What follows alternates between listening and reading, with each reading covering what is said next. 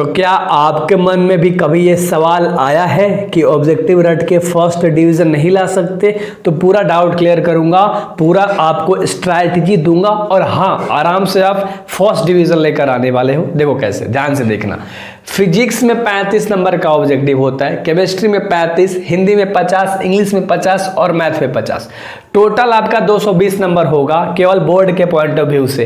अब अगर मान लो फिजिक्स में आपका 30 नंबर का प्रैक्टिकल हो रहा है, अगर 30 नंबर भी मिल रहा है, अगर मान लो 30 में 27 मिल रहा है, और अगर मान लो केमिस्ट्री में भी है तो मान लो मैं 27 मान के चलता हूँ, ठीक है। तो 27 और 27 कितना हो जाएगा लाडले? 54 हो जाएगा।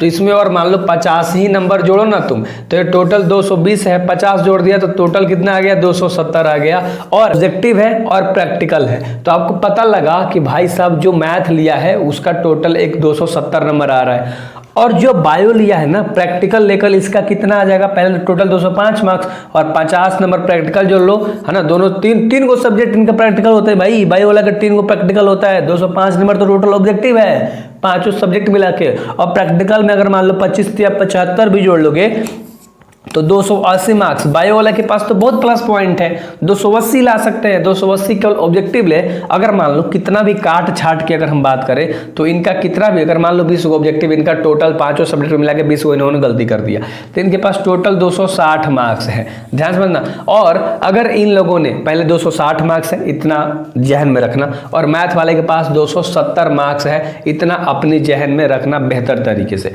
अब हम बात करते हैं 270 और 260 की बात करते हैं। ध्यान से देखना लाडलो, 270 की बात करते हैं मैथ वाला और 260 बात करते हैं बायो वाला का बात करते हैं। अब ध्यान से देखना, 270 जो मैथ वाला का है, इनका टोटल आ रहा है केवल ऑब्जेक्टिव करके, मैथ वाला का क्या करके? केवल ऑब्जेक्टिव करके। भाई साहब अच्छे से याद रखना, केवल ऑब्जेक्टिव करके 270 नंबर। अगर मान लो मैथ में थोड़ा मोड़ा 2 नंबर वाला, 5 नंबर वाला क्वेश्चन 2-3 भी सही हो गया, ठीक है। मान लो बायो में 2 नंबर वाला एक भी क्वेश्चन इन्होंने सही कर दिया, मान लो फिजिक्स में 2 नंबर वाला क्वेश्चन 2 को इन्होंने सही कर दिया, कैसे भी लिख दिया। मान लो इन्होंने हिंदी में अच्छे तरीके से ऑब्जेक्टिव छोड़ा के व्याकरण वाला सेक्शन से 15 नंबर और लिख लिया 50 नंबर में, इंग्लिश में 15 नंबर का और लिख लिया 50 में। अरे भाई, तो टोटल 320 नंबर तो ऐसे ही आ गया। मैथ लेकर 320 नंबर तो तुम्हारा यूं आ रहा है, लेकिन आपको ऑब्जेक्टिव की तैयारी करनी होगी, चैप्टर वाइज रटना होगा, सब चैप्टर का बढ़िया तरीके से अच्छे तरीके से क्वेश्चन, फिर उसका आंसर, और इतना ऑब्जेक्टिव कम से कम 600-700 एक सब्जेक्ट ले ऑब्जेक्टिव याद करना होगा। पहले चैप्टर वाइज कर लेना, मैंने प्लेलिस्ट में टोटल बता रखा है, चैप्टर वाइज कर लेना। और फिर मैं शाम में डेली 6:30 बजे से वीडियोस लेकर आता हूं एक ऑब्जेक्टिव का। अगर आप डेली कर लेते हो एग्जाम तक, डेली कर लेते हो एग्जाम तक, तो तुम पांचों सब्जेक्ट में एकदम बूम तरीके से फोड़ दोगे नंबर। और टोटल लड़ेगा, इतना ऑब्जेक्टिव करा दूंगा, डेली 30 ऑब्जेक्टिव कराता हूं, तो समझो 3 महीने में 90, 27 नहीं, कम से कम मैं 2000 टोटल ऑब्जेक्टिव करा दूंगा पांचों सब्जेक्ट से एग्जाम तक। और करते जाओ, रोज 30 करते जाओ, रोज 30 करते जाओ, फोड़ के आने वाले हो। और बायो वाला आप लोग भी आराम तरीके से 260 नंबर ऑब्जेक्टिव से आ रहा है, काट छाट के हमने बात करी है। कितना भी गलती करोगे तो 260 तो मारोगे ना।